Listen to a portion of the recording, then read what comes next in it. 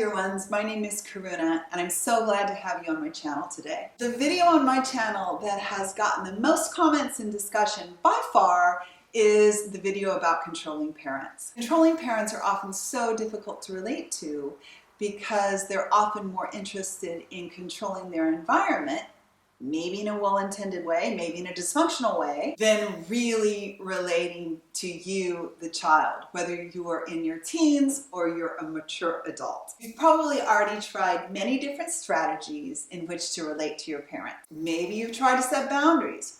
Maybe you've become emotional and tears have streamed down your face. Perhaps you've become really angry and shouted. The truth is, no one can hear you or see you unless they really want to hear and see you. Today, I'm going to take the burden off you as the child. I'm going to do my best to speak to your parent or caregiver directly in this video. I'm going to do my best to represent you and to have your back, and hopefully get through in a different way to your parent or caregiver or grandparent. So send this video to your parents and I'll take it from here. Dear parent or grandparent or caregiver, that's you. I've made this video to enhance the relationship with your child. There's been a communication breakdown of some sort.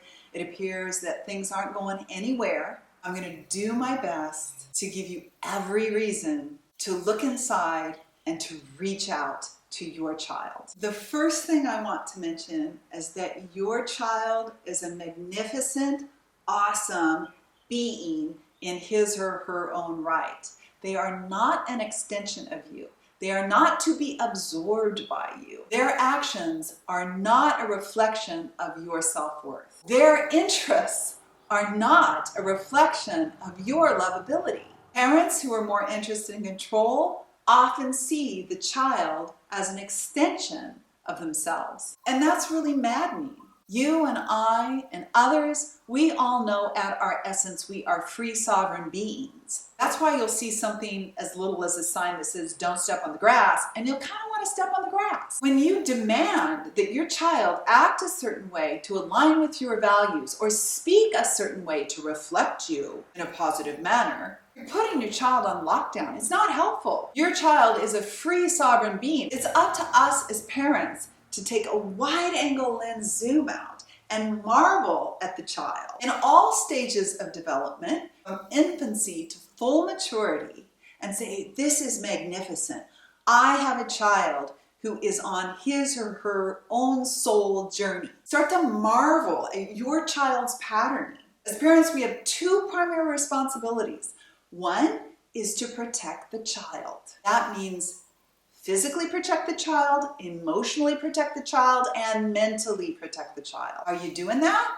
Or are you just running a trip because you want to feel better about yourself? The second responsibility we have as parents is to guide the child, not in a way that they become a cookie cutter version of us. How boring is that? To guide the child toward his or her own interests. Let your child have his or her experiences. And as you well know, life is filled with ups and downs. So sometimes when a child is low, yes, including in adulthood, we're there. We don't judge.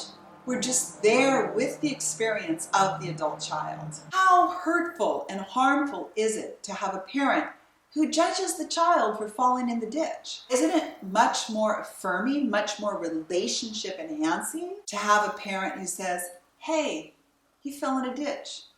Here's my hand. The second thing I want to speak about is accountability.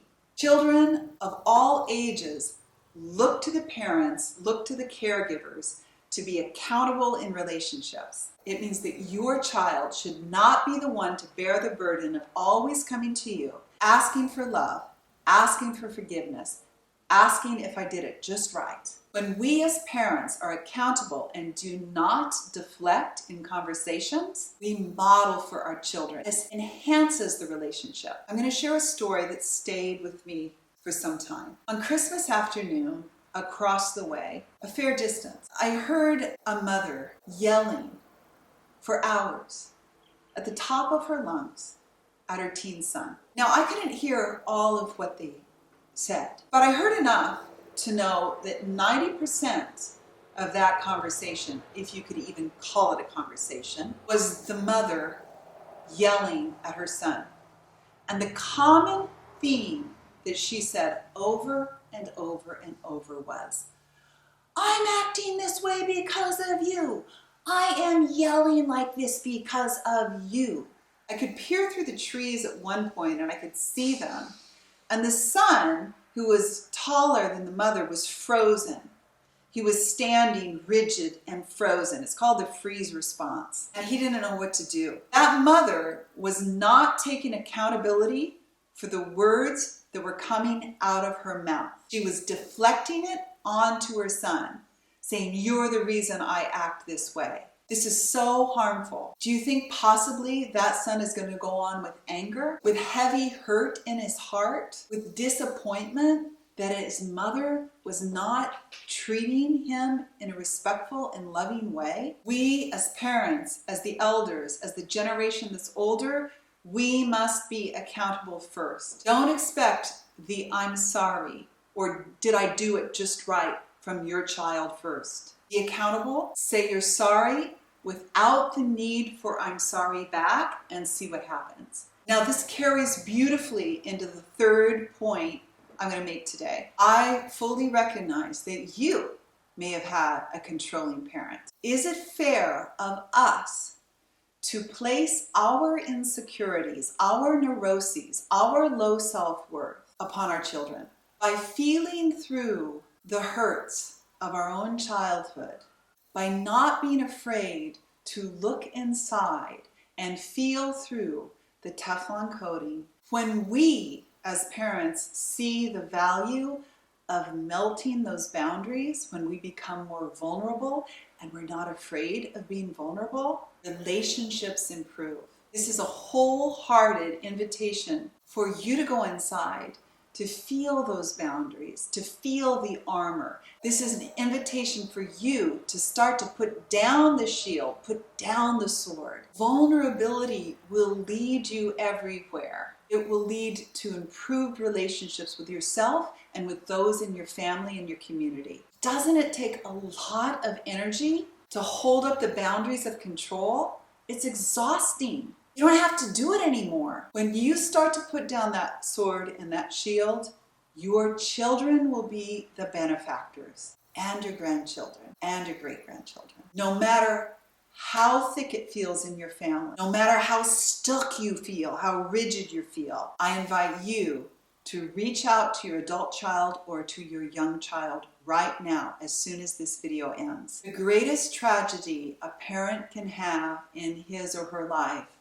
is missing the beauty of their own child because of the Teflon coating, because of the boundaries or the need to control. Your child is on the other end of this video. You would have not received this video if your child wasn't open to having an improved relationship with you. So whether it be a text, email, phone call, in person, be vulnerable, soften, and allow your accountability, your putting down of the sword and the shield. Let this transform the relationship over time. We all want deepened relationship. The relationships that are improved mean the world to your kids, to you. I really hope that I don't have to get back on here and do a come to Jesus meeting for controlling parents. But if I have to, I will. Hopefully this video offers the magic coating for your heart, to like clip to open up the heart, to take the padlock off the heart. Thank you for listening. I know it's not always easy as a parent. Please know I'm cheering you on, and I look forward to seeing you back on the channel very soon.